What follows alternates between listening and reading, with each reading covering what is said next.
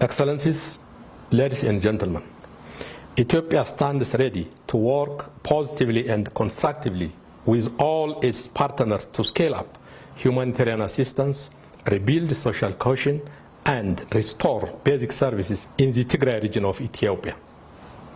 Therefore, what the country needs at this critical moment is the support of friends and partners, and not uncalled for pressure that would complicate the situation further. What is saddening is the attempt to dictate terms to the country in ways that are not helpful. We do not consider this a friendly act. That is why the Ethiopian government cannot be expected to accept with equanimity this condescending approach. We are indeed disappointed by the campaign that is being waged against Ethiopia. In this regard, it is extremely regrettable to see that some within the international community have embarked on a mission to undermine the unity, territorial integrity, and the cohesion of the Ethiopian state under the guise of humanitarian concern. We urge these individuals and partners to desist from these unhelpful activities. In this regard, accusations leveled against Ethiopia of using hunger as a weapon of war on its own citizens is an egregious falsehood and in no way calculated to help foster peace, harmony, and stability. It should be noted that in the first round of humanitarian response, effort was made to reach out to 4.5 million people in the Tigray region through the delivery of food and non-food items.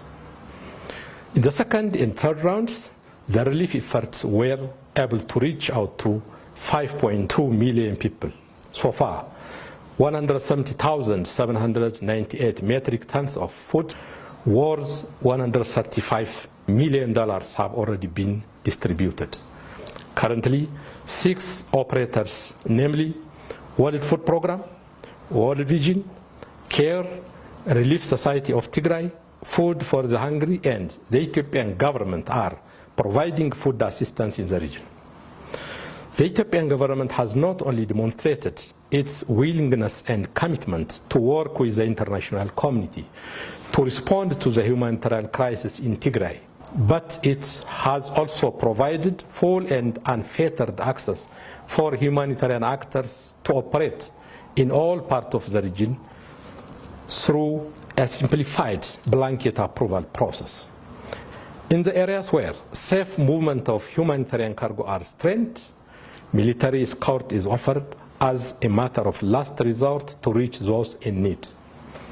In this connection, we wish to point out here that we have credible evidence indicating that some actors have attempted to smuggle weapons to arm the terrorist cell under the guise of humanitarian assistance. This is unacceptable.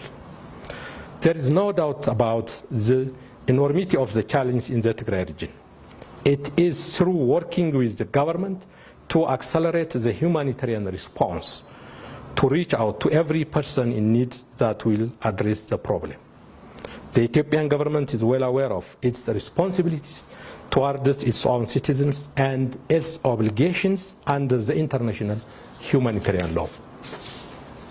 The Ethiopian government is using every ounce of its strength to mobilize all the necessary resources from within the country to reach out those in need, but its resources are limited. This is where the support and solidarity of the international community becomes all the more critical. We are grateful to those who lent a helping hand in this regard.